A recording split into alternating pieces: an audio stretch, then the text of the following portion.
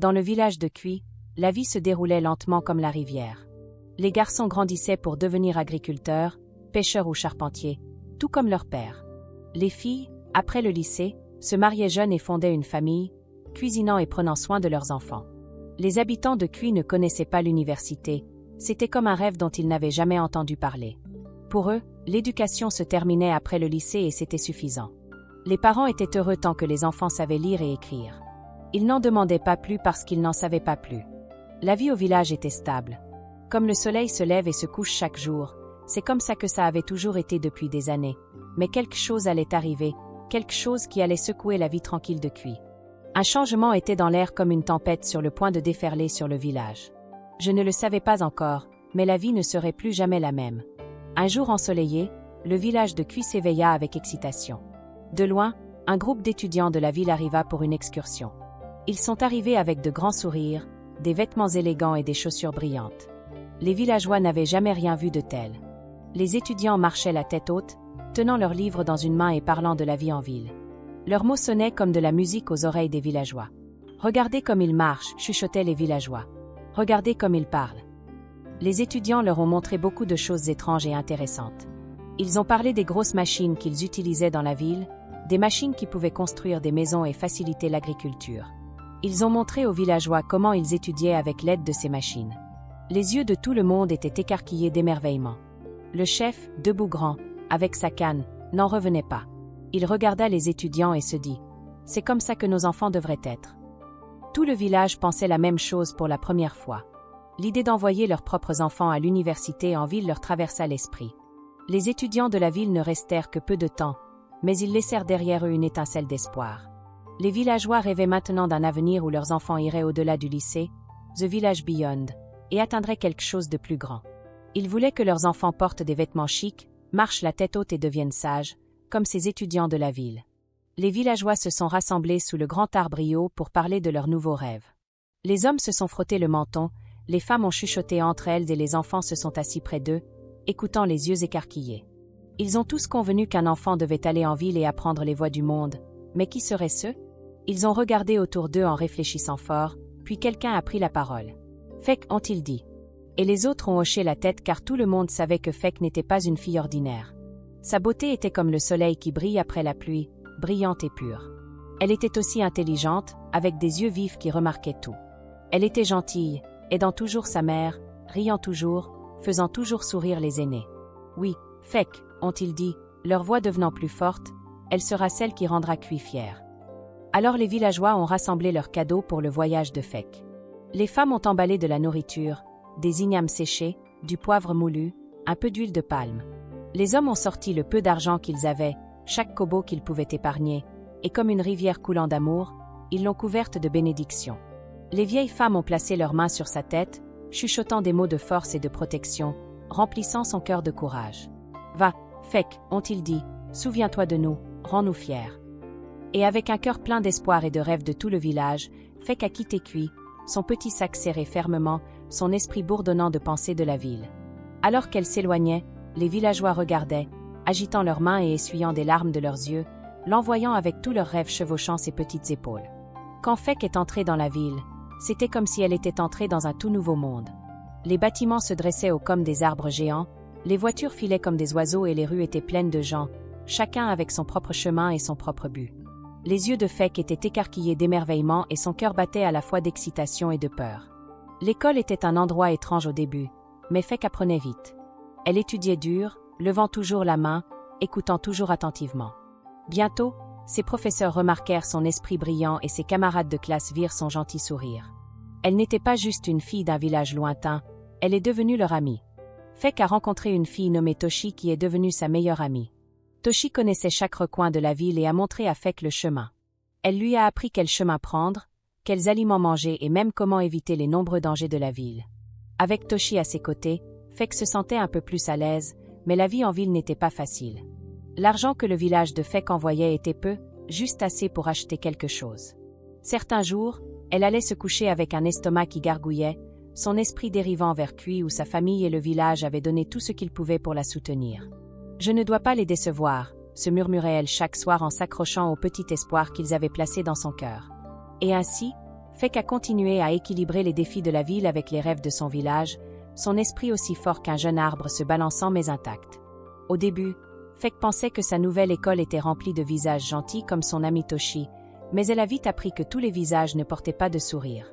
Certains étudiants, surtout ceux avec des chaussures cirées et des vêtements chics, ont commencé à remarquer que Fek s'habillait différemment. Elle portait sa simple ancre à chaque point, un rappel de son village. Sa famille, son peuple. Pour elle, c'étaient des vêtements de fierté, mais pour eux, ils étaient étranges et déplacés. Ils commencèrent à chuchoter alors qu'elle passait, leur voix aussi aiguë que des larmes. Ils la regardaient, ils murmuraient. Elle n'est qu'une fille du village. Certaines des filles riaient derrière elle, se couvrant la bouche avec leurs mains manucurées. Ne sait-elle pas comment s'habiller en ville? Chaque mot piquait comme une petite bête perçante. Fek essaya de garder la tête haute pour ignorer leurs rires et leurs paroles blessantes. Elle marchait rapidement, espérant que la journée se terminerait bientôt, espérant que demain serait meilleur, mais chaque jour les chuchotements grandissaient plus fort et les rires se transformèrent en railleries. Ils commencèrent à l'appeler fille du village, comme si c'était son nom, chaque mot résonnant dans son esprit. Certains des garçons la taquinaient aussi, se poussant du coude et riant en la voyant dans ses vêtements simples. Ils lui bloquaient le chemin. Leurs yeux étaient froids. « Retourne d'où tu viens, ricanèrent-ils. Tu n'as pas ta place ici. » Le cœur de Fek devint lourd et la solitude l'enveloppa comme une ombre qui ne voulait pas partir, mais Fek n'était pas étrangère aux difficultés. Elle serra le visage, se rappelant le village qui lui avait fait confiance, les gens qui ne lui avaient envoyé que de l'espoir, mais le fardeau devenait de plus en plus lourd chaque jour et Fek commença à se demander si la ville briserait son esprit. La lumière autrefois brillante dans ses yeux s'est estompée comme si les ombres de la ville l'avalaient tout entière. Au fil du temps, Fek ne put s'empêcher de remarquer quelque chose d'étrange chez son ami Toshi.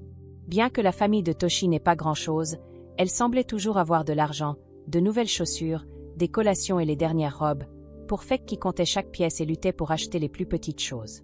Elle se retrouva à se demander. Un après-midi, Fek regarda Toshi, sa curiosité débordant finalement. « Toshi » demanda-t-elle d'une voix douce. « Comment fais-tu pour acheter toutes ces choses?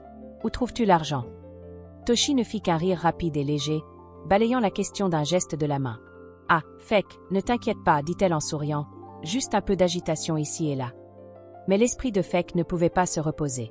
Elle regardait Toshi alors qu'elle disparaissait le soir, habillée avec un peu plus de soin, ses yeux brillants et secrets. Et à chaque fois, la curiosité de Fek devint plus tranchante comme le bord d'un couteau.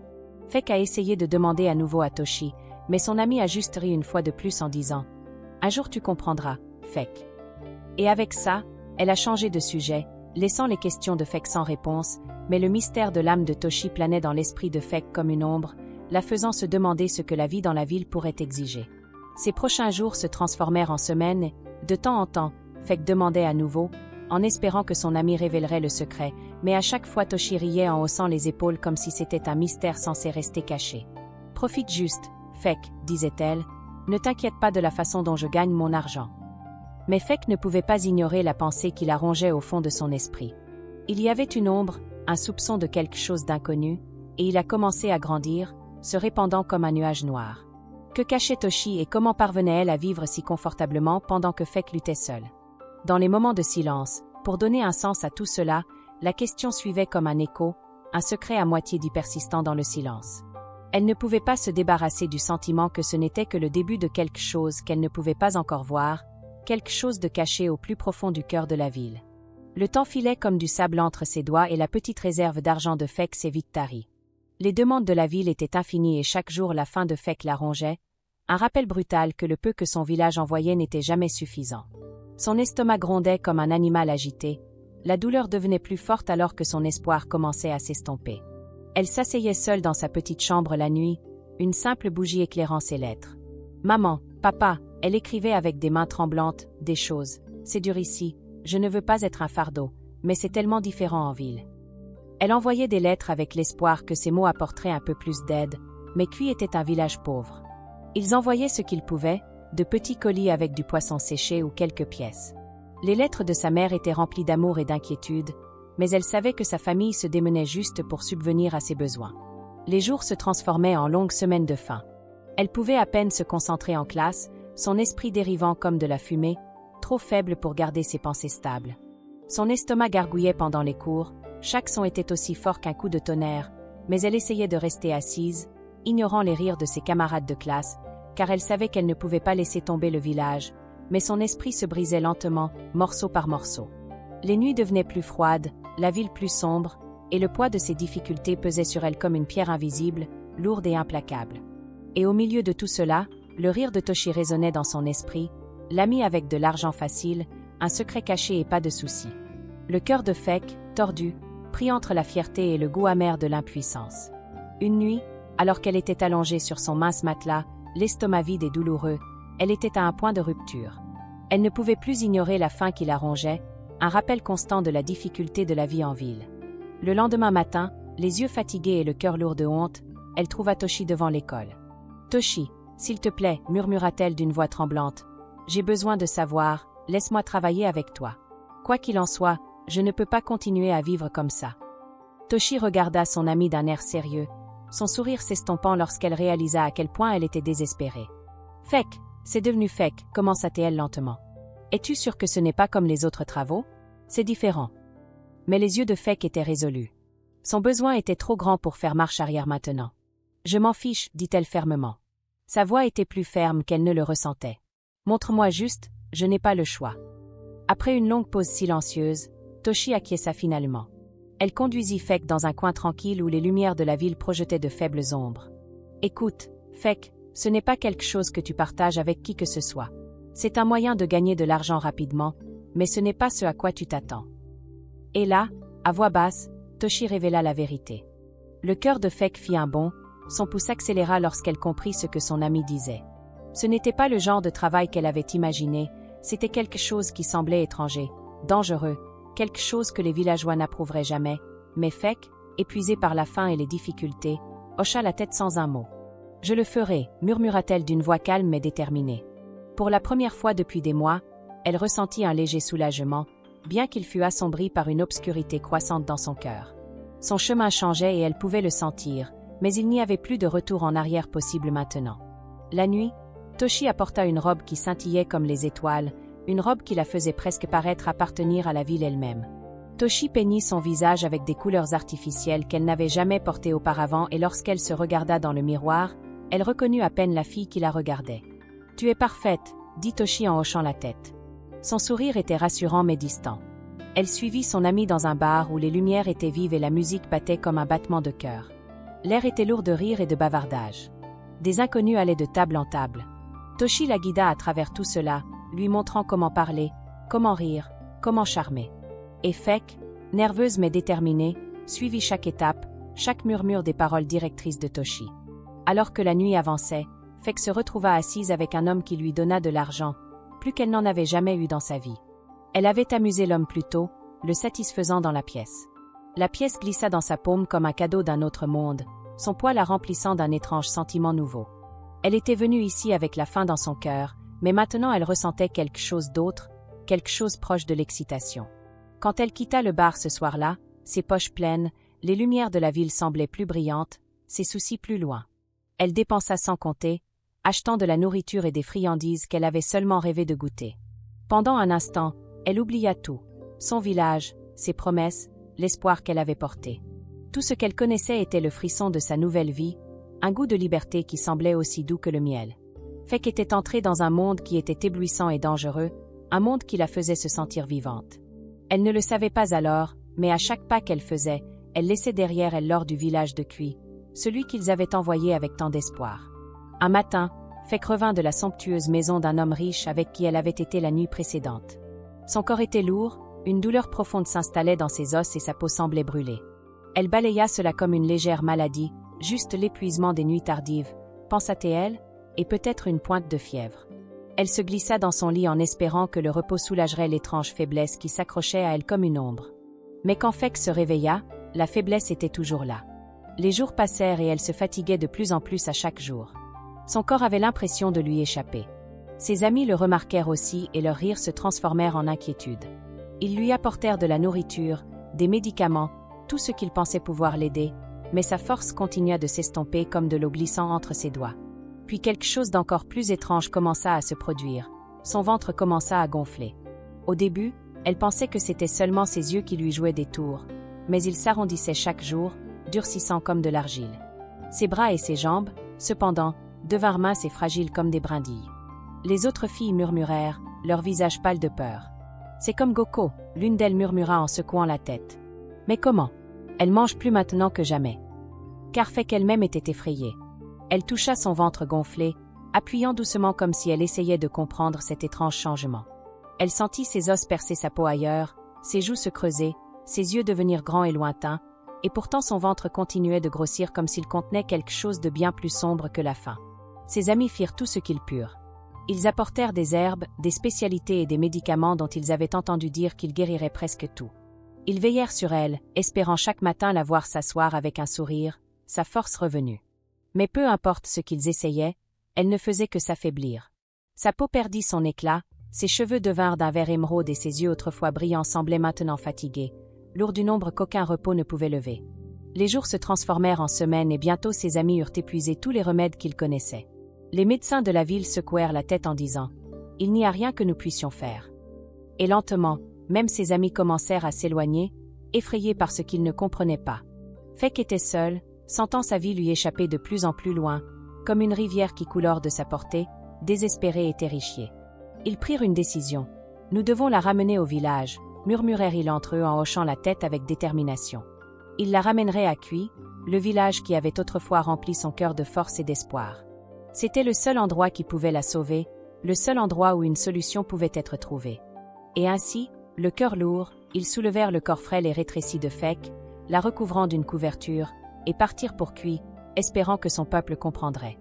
Les amis de Fek arrivèrent à Kui par un matin gris et brumeux, la portant aussi doucement qu'on porterait une poupée fragile. Les villageois qui attendaient son retour avec impatience se rassemblèrent autour d'eux. Leurs visages étaient remplis d'anticipation depuis des mois. Ils avaient rêvé de ce jour, imaginant son retour comme un grand symbole de la fierté du village, une jeune femme transformée par la ville, peut-être même portant des vêtements qui brillaient comme les lumières de la ville. Mais ce qu'ils voyaient les laissait silencieux, leurs espoirs tombant comme des pierres, car elle était à peine reconnaissable. Son visage autrefois beau était pâle et creux, son corps fragile et mince comme si elle n'avait pas mangé depuis des semaines. Son ventre était gonflé et rond comme une parodie tordue de santé, et ses yeux avaient un regard terne et lointain qui semblait perdu dans une tempête invisible. La fille autrefois vibrante qui était partie avec les espoirs du village ressemblait maintenant à un fantôme revenu d'un endroit sombre. Les amis de Fek, évitant les villageois. Des yeux interrogateurs expliquèrent rapidement que Fek était tombée malade, que la vie en ville avait fait des ravages et qu'ils ne savaient pas quoi faire d'autre que la ramener à la maison. Ils n'offrirent aucun détail supplémentaire, pas même la vie à laquelle ils l'avaient introduite, chaque mot lourd et saccadé, et sans un autre regard, ils se retournèrent et partirent en se dépêchant de retourner dans le monde qu'ils connaissaient, laissant derrière eux le sort de Kui et de Fek. Les villageois regardèrent, choqués et tristes, murmurant entre eux, confusion et tristesse se mêlant dans leur voix. « Ce n'est pas une chute », murmura quelqu'un, à peine capable de croire à la vue. Ses parents, tremblants, s'avancèrent et s'agenouillèrent à côté de sa frêle silhouette, les larmes aux yeux. Ils avaient envoyé une jeune fille forte avec des rêves aussi vastes que le ciel et maintenant, devant eux, se trouvait l'ombre de cette même enfant, brisée, faible et silencieuse. Assis, le village se rassembla autour d'elle en silence, chaque personne luttant contre son incrédulité et son chagrin. Fek était allongée sur une natte tissée sur la place du village, entourée de visages familiers, chacun lourd d'inquiétude. Son corps frêle se contracta alors qu'elle regarda autour d'elle, voyant la chaleur et la tristesse dans les yeux des gens qui l'avaient envoyée en ville avec tant d'espoir. Avec des lèvres tremblantes, elle parla à peine, un murmure portant le poids de 1000 regrets. La vie en ville était dure, commença-t-elle, les yeux fixés sur le sol. L'argent que vous envoyiez n'était jamais suffisant. J'essayais de m'en sortir, mais la faim est devenue mon ombre constante. Sa voix se brisa alors qu'elle continuait, chaque mot la coupant comme un couteau. J'ai rencontré un ami, Toshi, qui m'a montré un moyen de survivre, mais c'était un chemin que je n'aurais jamais dû prendre. J'ai oublié mon but. Je vous ai oublié, ceux qui ont cru en moi. J'ai choisi le mauvais chemin. Alors que sa confession remplissait l'air, les villageois écoutaient, leur visage un mélange de tristesse et de compréhension. Des larmes coulaient sur ses joues, chacune brillant comme des espoirs déchus. « Je vous ai tous déshonorés, murmura-t-elle. Et j'ai fait honte à ma famille. » Dans notre village, l'ancien s'avança, son visage strict, mais ses yeux doux avec la sagesse des années. Le plus âgé d'entre eux posa une main douce sur la tête de Fek. Sa voix était grave et stable lorsqu'il parla. « Ce que tu souffres maintenant n'est pas seulement une maladie. Fek, ce n'est pas une simple maladie. Tu es enceinte, un enfant conçu hors mariage. C'est la malédiction de notre tradition villageoise, une punition pour avoir rompu le lien sacré. Les villageois murmurèrent doucement, hochant la tête en signe de compréhension. Le ventre gonflé de Fek, son corps affaibli, tout cela faisait partie de l'ancienne conséquence, une conséquence connue de chaque fille et garçon élevé à Cuit. La tradition était claire. Si une jeune femme perdait sa virginité ou tombait enceinte hors mariage, ce dont Folak était maintenant victime après avoir couché avec des hommes dans la ville, son corps souffrirait, son esprit s'affaiblirait, comme un rappel de l'honneur et des valeurs du village. Mais l'aîné Enena continua, sa voix ferme et calme. Il y a un remède, Fek. Le village a déjà vu tant de chagrin et nous connaissons les moyens de guérir. Le chemin du retour à la santé ne sera pas facile, mais si tu le souhaites, tu peux être à nouveau entière. Alors qu'elle leva les yeux vers les aînés, ses yeux débordant d'espoir et de honte, elle hocha la tête, reconnaissante d'avoir la chance de faire amende honorable. Devant la compréhension dans leurs yeux, les villageois se rassemblèrent autour, leur cœur s'adoucissant de compassion, prêts à l'aider à retrouver son chemin. L'herboriste du village se rassembla autour de Fek, chuchotant des prières pendant qu'il préparait des herbes et des potions, leurs mains bougeant doucement avec le soin que l'on donnerait à une fleur délicate. Chaque jour, ils appliquèrent des racines et des feuilles trempées dans des huiles spéciales, massant son ventre gonflé, chuchotant des mots de guérison pour guider son esprit vers la force. Fek resta immobile, leur faisant confiance, sentant la chaleur revenir dans ses os comme la lumière du soleil après une longue tempête. Lentement, la force de Fek revint à son corps fragile, remplissant ses yeux retrouvant la lumière qu'ils contenaient autrefois. Elle commença à prendre soin d'elle en mangeant les repas nourrissants que sa mère préparait et en écoutant les conseils des femmes aînées sur la façon de prendre soin de la vie grandissante en elle. Elles lui apprirent à bercer son ventre avec amour et respect, comment parler doucement à son enfant à naître pour faire la paix avec le chemin qui l'avait ramené à la maison. Les mois passèrent et le jour arriva enfin. Sous la nuit de la petite lune, elle donna naissance à un petit garçon, ses cris remplissant l'air comme une chanson nouvelle. Au début, les villageois se sont rassemblés pour offrir des bénédictions et des prières pour l'avenir de l'enfant. Elle le tint près d'elle, son petit visage lui rappelait tout ce qu'elle avait enduré et la promesse de tout ce qu'il deviendrait. Elle le nomma Aodé, ce qui signifie la joie est revenue à la maison, car il n'était pas seulement son fils, mais aussi sa rédemption. Au fil des saisons, elle devint déterminée à terminer ce qu'elle avait entrepris de faire. Avec son fils dans ses bras, elle jura de retourner à l'école, cette fois avec un esprit renouvelé et un cœur plein de détermination. Ses journées étaient longues, conciliant études et maternité, mais elle ne faiblit pas. Elle travailla sans relâche, chaque petite victoire un pas vers la vie dont son village avait rêvé. Les années passèrent et pour Fek, le travail acharné porta ses fruits. Elle devint une femme respectée, connue non seulement pour son intelligence, mais pour sa force et sa résilience. Quand elle revint finalement à Cuit, non pas comme une âme perdue, mais comme une femme qui avait surmonté ses épreuves, le village célébra. Ils honorèrent son courage et la force dont elle fit preuve face aux difficultés, la voyant non pas comme une fille qui s'était égarée, mais comme une femme qui avait appris et grandi. L'histoire de Fek devint un conte transmis d'une génération à l'autre, un rappel de l'importance du courage, de la résilience et des secondes chances. Le village, autrefois calme et simple, portait désormais son histoire comme un joyau précieux, une leçon pour tous les jeunes qui suivraient un jour leur propre chemin. Et au fil des années, les habitants de Cuit prononçaient son nom avec fierté, car Fek était devenu le symbole de leurs espoirs et de leurs rêves, un phare de la force qui vivait dans chaque cœur. J'espère que vous avez apprécié l'histoire. Si c'est le cas, aimez la vidéo, commentez ce que vous avez appris du conte et n'oubliez pas de vous abonner à la chaîne pour plus de contes enchanteurs comme celui-ci. Merci.